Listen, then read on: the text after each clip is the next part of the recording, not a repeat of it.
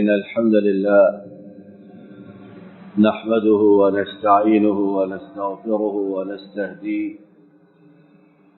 ونعوذ به من شرور أنفسنا ومن سيئات أعمالنا من يهده الله فلا مضل له ومن يضله فلا هادي له وأشهد أن لا إله إلا الله وحده لا شريك له وأشهد أن محمدا عبده ورسوله صلى الله عليه وسلم. اللهم صل على محمد وعلى آل محمد كما صليت على إبراهيم وعلى آل إبراهيم إنك حميد مجيد. اللهم بارك على محمد وعلى آل محمد كما باركت على إبراهيم وعلى آل إبراهيم إنك حميد مجيد. أعوذ بالله من الشيطان الرجيم. بسم الله الرحمن الرحيم. وقال إني ذاهب إلى ربي سيهدين ربي هب لي من الصالحين فبشرناه بغلام حليم إلى آخر الآيات. آج اللہ کی توفیق سے سنت ابراہیمی علیہ السلام اس کے احیاء کا اور اس کے زندہ ہونے کا اور زندہ کرنے کا دن ہے. ہمارے لیے حضرت ابراہیم خلیل الرحمن کی سنت میں کیا دروس، کیا عبرتیں اور کیا نصیحتیں موجود ہیں، یہ بات ہم چند منٹوں کے اندر یا ایک چھوٹی سی محفل مجلس میں نہیں کر سکتے، بلکہ یہ بات لمبی نشست کی محتاج ہی نہیں بلکہ کتابوں کا موضوع ہے. لیکن بالکل مختصر سے انداز میں اشارات کی زبانی سنتے ہیں کہ ہم اس دن سے کیا کیا فائدے اپنے لیے کشید کر سکتے، بنا سکتے، لے سکتے، اور کس طرح خلیل الرحمن حضرت ابراہیم علیہ السلام ان کی زندگی کے تابناک پہلوؤں سے اپنی زندگیوں کو منور اور روشن بنا سکتے ہیں. پہلی چیز جو میرے آپ کے سمجھنے کی ہے وہ یہ ہے کہ اللہ تعالی نے حضرت ابراہیم علیہ السلام کے قصے میں ان کے لیے بھی اور پھر قیامت تک آنے والے تمام لوگوں کے لیے یہ بات رکھ دی کہ حق پر چلنا ہے، اللہ کی بات کو تسلیم کرنا ہے، تو لا محالہ اس راستے میں بے پناہ مشکلات، لا تعداد مصائب اور بہت سے ایسی رکاوٹیں موجود ہیں کہ اگر اللہ کی توفیق شامل حال نہ ہو تو انسان کے لیے بظاہر ان رکاوٹوں کو عبور کرنا ناممکن سا دکھائی دیتا ہے. اب بیٹے کو ذبح کرنے کی بات اپنے ہاتھوں سے کوئی انسان یہ سوچ سکتا ہے، لیکن حکم ہوا، امتحان آیا، ابتلا آئی، تو خلیل الرحمن نے اپنے رب کی آواز پر، ندا پر لبیک کہا تو اللہ کی طرف سے انعام آیا اور یہ سنت ابراہیمی قیامت تک جاری ہو. سورہ العنکبوت بسم اللہ الرحمن الرحیم الف لام میم احسب الناس ان يتركوا ان يقولوا آمنا وهم لا يفتنون ولقد فتنا الذين من قبلهم فليعلمن الله الذين صدقوا وليعلمن الكاذبين. لوگ سمجھتے ہیں کہ ایمان لائیں گے اور امتحان نہیں ہوگا۔ جان لو کہ جو بھی ایمان لایا اس کا امتحان لیا گیا تاکہ اللہ کو معلوم ہو کہ سچا کون ہے اور جھوٹا کون ہے۔ اللہ کی راہ کی طرف آج کے زمانے میں دعوت دی جائے، برائیوں سے کنارہ کش ہونے کے لیے کہا جائے تو کیا کیا تعویلیں، کیا کیا بہانے گھڑتے ہیں۔ زمانے کے ساتھ چلنا ہے، اس کے علاوہ چارہ کار نہیں ہے۔ اگر ہم یہ نہ کریں گے تو لوگوں کی نگاہوں میں نکو بن کر رہ جائیں گے، اور کیسی کیسی باتیں۔ امتحان آئے گا اور بہت شدید آئے گا، لیکن جو اس امتحان پر میں ثابت قدم رہا، اللہ کے فضل و کرم سے اس کا اجر و ثواب بھی پھر رب کے علاوہ کوئی نہیں جان سکتا ہے۔ دوسرا درس، دوسری عبرت جو ہم حضرت ابراہیم خلیل الرحمن ان کے درس سے اپنے لیے لے سکتے، اپنی زندگیوں کو اس سے منور بنا سکتے ہیں، وہ یہ ہے کہ انسان جب اللہ کا حکم آئے، جب اللہ کی طرف سے آزمائش آئے، امتحان آئے، تو اپنی اولاد سے اور جنہیں مخلص سمجھتا ہے ان سے اس بارے میں ضرور مشاورت کرے اور مشورہ کر سکتا ہے۔ حضرت ابراہیم علیہ السلام آزمائش آئی تو اپنے بیٹے کو شریک مشورہ کیا، تو بہت زیادہ میرے آپ کے سمجھنے کی یہ بات کہ مشاورت میں ان لوگوں سے جو مخلص ہوں، فتنہ گر فتنہ باز نہ ہو کہ تماشا دیکھیں، پہلے ہی مشکل ہے تو چنگاری پھینک کر آگ کے شعلے بلند ہوتے دیکھیں، اس طرح کے لوگ نہیں۔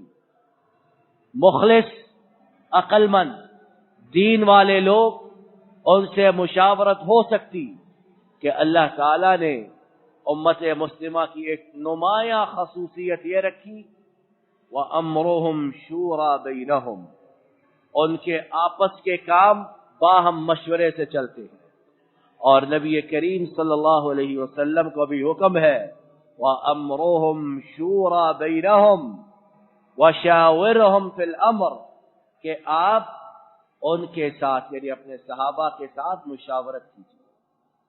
تو دوسری چیز کہ جب بھی کوئی مصیبت، پریشانی، ابتلا آئے تو ضرور ایسے لوگوں سے مشاورت کریں، مشورہ کریں جن کا مشورہ ہمارے لیے فائدہ مند ہے۔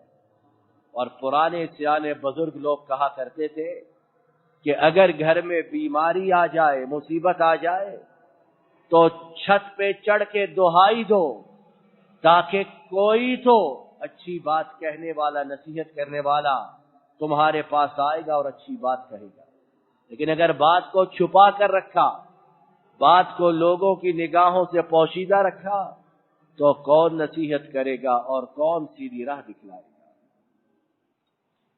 تیسرا درس، تیسری عبرت، تیسری نصیحت جو حضرت ابراہیم خلیل الرحمن ان کی مبارک زندگی سے ہمیں معلوم ہوتی ہے کہ ایک مسلمان کی شان یہ، اس کا مقام یہ کہ جب اللہ کا کوئی حکم آ جائے تو اب اس کے لیے چوں چرا کرنے کی، چونکہ چنانچہ اگر مگر کرنے کی کوئی گنجائش باقی نہیں رہتی۔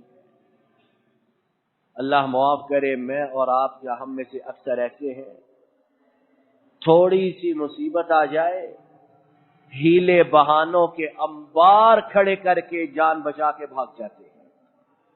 اور شیطان نے گمراہ کیسے کیا کہ دین بڑا آسان ہے، دین آسان ہے اس طرح ان قواعد، رولز، پرنسپلز کے مطابق جو اللہ اور رسول نے بیان کیے ہیں۔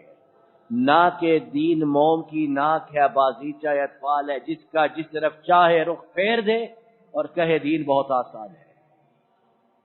تو تیسرا درس، تیسری بات کہ جب اللہ کا حکم آ جائے تو اس حکم کے سامنے سر تسلیم خم ہے، پھر دائیں بائیں اوپر نیچے دیکھنا کسی مسلمان کے شایان شان نہیں ہے۔ اللہ تعالیٰ نے 22واں پارہ سورہ الاحزاب وَمَا كَانَ لِمُؤْمِنٍ وَلَا مُؤْمِنَةٍ إِذَا قَضَى اللَّهُ وَرَسُولُهُ أَمْرًا أَن يَكُونَ لَهُمُ الْخِيَرَةُ مِنْ أَمْرِهِمْ، فرمایا کسی مسلمان مرد اور عورت کے لیے یہ بات روا نہیں کہ اللہ اور اس کے رسول کا حکم آ جائے۔ امرن نکرہ ہے، کامن نون ہے، چھوٹا حکم ہو یا بہت بڑا، لوگوں کی نگاہوں میں حقیر ہو، معمولی ہو، یا مارگلا پہاڑ اس سے بھی بڑا، جیسا بھی حکم آ جائے، اب کسی کے لیے یہ جائز نہیں کہ وہ کہیں ہمارے پاس آپشن موجود ہے، ہمارے پاس چوائس موجود ہے۔ کوئی چوائس، کوئی آپشن اللہ رسول کا حکم آنے کے بعد مسلمان حضرات و خواتین کے پاس باقی نہیں بچتے۔ اور امت مسلمہ کا جو بہت بیڑا غرق ہوا ہے، تباہی، بربادی، اس کے بڑے اسباب میں سے کہ ادھر اللہ کا حکم آتا ہے، ادھر نام نہاد فقیہ، نام نہاد دانشور، سو کالڈ انٹلیکچوئل پیدا ہو جاتے ہیں کہ دین میں اس طرح آسانی ہے، اس طرح آسانی ہے، اور جان چھڑا کر سمجھتے ہیں کہ بڑی دانشوری کی ہے۔ دانشوری خاک کی ہے، دین کا حلیہ بگاڑ دیا۔ دین تو بلند و بالا، لیکن مسلمانوں کو رسوا کر کے رکھ دیا۔ چوتھا درس، چوتھی عبرت، چوتھی نصیحت جو میرے آپ کے لیے حضرت ابراہیم خلیل الرحمن ان کی زندگی سے ہمیں معلوم ہوتی ہے، وہ یہ ہے کہ انہوں نے کس طرح اللہ کی توفیق سے اللہ کی بات کو مانا، اللہ کی بات کو تسلیم کیا، تو کیا ہوا۔ چوتھی بات، چوتھا سبق یہ کہ بطور مسلمان جب ہم کلمہ گو مسلمان ہیں، ہمارے نام مسلمانوں والے ہیں، مسلمانوں کے گھر پیدا ہوئے، تو اب دنیا کی بھی اور آخرت کی بھی ہماری فلاح، ہماری نجات، ہماری کامیابی صرف اس چیز میں ہے کہ ہم اللہ کے بتلائے ہوئے راستے پر آ جائیں۔ اور اگر ہم مسلمان رہتے ہوئے کسی اور راستے کو تلاش کرتے ہیں تو پھر ہمارا وہی حشر ہوگا جو اب ہو رہا ہے۔ دنیا میں کہیں عزت ہے ہماری، دنیا میں کہیں ذلت اور رسوائی سے ہم بچے ہیں؟ جہاں جائیں اور اپنے ملکوں میں آفات، مصیبتیں، بیماریاں وہ اس طرح ہمارا احاطہ کیے ہوئے کہ اللہ ہی ہمیں ان سے پناہ دے، وگرنہ ہمارے بس کی بات نہیں ہے۔ بہت سے اسباب ان چیزوں کے، لیکن یکی از اسباب کہ ہم نے اللہ کے راستے کو چھوڑا اور بیماریوں، پریشانیوں سے نکلنے کے اور راستے تلاش کرنے شروع کیے۔ اسلام دنیاوی اسباب سے منع نہیں کرتا، ان کی ضرورت پہ زور دیتا، لیکن جو حقیقی راستہ ان چیزوں سے نکلنے کا، وہ اللہ اور اس کے رسول کا بتلایا ہوا راستہ ہے۔ پانچواں سبق، پانچویں عبرت، پانچویں نصیحت جو مجھے اور آپ کو حضرت ابراہیم خلیل الرحمن کی زندگی سے معلوم ہوتی ہے، وہ یہ ہے کہ جو اللہ کے راستے میں امتحان آنے کے بعد ڈٹ جائے، استقامت اختیار کرے، تو پھر اللہ تعالیٰ اسے انعام بھی اپنی شان کے مطابق عطا فرماتے ہیں۔ اور اللہ کی شان، اللہ کا مقام و مرتبہ میں آپ ساری دنیا مل کر اس کا تصور نہیں کر سکتے۔ دیکھیں ابراہیم خلیل الرحمان سے قصے میں اللہ کے حکم کے سامنے جھکے تو کیا ہوا؟ وَفَدَيْنَاهُ بِذِبْحٍ عَظِيمٍ، ان کی طرف سے اللہ نے ایک عظیم قربانی دی۔ وَتَرَكْنَا عَلَيْهِ فِي الْآخِرِينَ، دوسرا انعام قیامت تک آنے والے لوگوں کے لیے اس سنت کو جاری کر دیا۔ سلام علی ابراہیم، تیسرا انعام کہ اللہ نے عرش کے اوپر سے اپنے بندے خلیل الرحمان کو سلام کہا۔ چھوٹی بات ہے، ہم چھوٹے چھوٹے حقیر معمولی جھوٹے ان لوگوں کے سلاموں کے منتظر رہتے، بدنام زمانہ لوگوں کو وعدوں پر ترخانے والے لوگ، اور اللہ کا سلام، کائنات کے مالک کا سلام، کائنات کے خالق کا سلام، کہ جس کی قسمت میں یہ آ جائے اربوں کھربوں بلکہ تمام دنیا کے سارے سلام ان پر قربان ہو جائیں۔ کیا حیثیت ہے؟ سلام علی ابراہیم، قیامت تک کے لیے اللہ نے اس کلام کو اپنی کتاب حکیم میں محفوظ کر دیا۔ اور بات یہاں تک نہیں روکی، اس کے بعد اگلی نوازشات کا ذکر، وَبَارَكْنَا عَلَيْهِ وَعَلَى إِسْحَاقَ وَمِن ذُرِّيَّتِهِمَا مُحْسِنٌ، اللہ نے اتنی نوازش کی کہ اس نسل کو انبیاء رسولوں کی نسل بنا دیا، یہاں تک کہ ہمارے نبی کریم صلی اللہ علیہ وسلم جو انبیاء کے سردار، مخلوقات میں سب سے بلند و بالا، وہ بھی ابراہیم خلیل الرحمان کی نسل سے ہوئے۔ اور اس کے بعد اللہ تعالیٰ نے دیگر انعامات کا ذکر کیا۔ تو پانچویں بات میرے آپ کے سمجھنے کے لیے کہ اگر میں آپ اللہ کے راستے پر امتحان آنے کے بعد ڈٹ جائے تو میرا آپ کا رب مرنے سے پہلے دنیا میں ہمیں ایسی نوازشات سے، ایسے انعامات سے نوازے جو میرے اور آپ کے وہم و گمان میں بھی نہ ہو۔ 5 دروس، 5 عبرتیں، 5 نصیحتیں بالکل اشارات کی زبانی ہم نے سنی، اور نہ جانے اس قصے میں کتنے دروس اور کتنی عبرتیں ہیں۔ رب العالمین اپنے فضل و کرم سے انہیں ہمیں اپنی زندگی میں لاگو کرنے کی توفیق عطا فرمائے، اور ہم مسلمانوں کو انفرادی اور اجتماعی وہی شان، وہی مرتبہ، وہی عظمت عطا فرمائے جو کبھی ہمارا طرہ امتیاز اور ہماری نشانی ہوا کرتی تھی۔ وآخر دعوانا ان الحمد للہ رب العالمین۔ ان الحمد للہ نحمده ونستعینه ونستغفره ونستهديه ونعوذ به من شرور أنفسنا ومن سيئات أعمالنا، من يهده الله فلا مضل له ومن يضلله فلا هادي له، وأشهد أن لا إله إلا الله وحده لا شريك له، وأشهد أن محمدا عبده ورسوله۔ نبی کریم صلی اللہ علیہ وسلم کی سنت مبارکہ تھی کہ وہ عید کا دوسرا خطبہ خواتین کے لیے خاص کیا کرتے کہ امت کی تربیت کرنے والی یہ درسگاہیں ہیں۔ امام بخاری نے حضرت عبداللہ ابن عباس رضی اللہ عنہما سے روایت کی کہ جب حضرت ابراہیم علیہ السلام نے اپنی بیوی ہاجرہ اور حضرت اسماعیل اپنے لخت جگر کو مکہ کی ویران بے آب و گیاہ وادی میں چھوڑا، تو چھوڑ کر واپس پلٹ کر چل دیے۔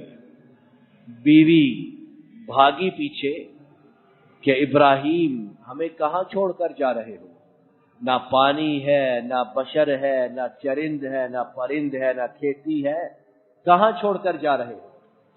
حضرت ابراہیم چلتے رہے اللہ کے حکم کے مطابق کہ اگر پیچھے مڑ کر دیکھ لیا تو کہیں بچے کی، بیوی کی محبت جوش نہ مارے تو میرا ارادہ متزلزل نہ ہو جائے، کچا نہ پڑ جائے۔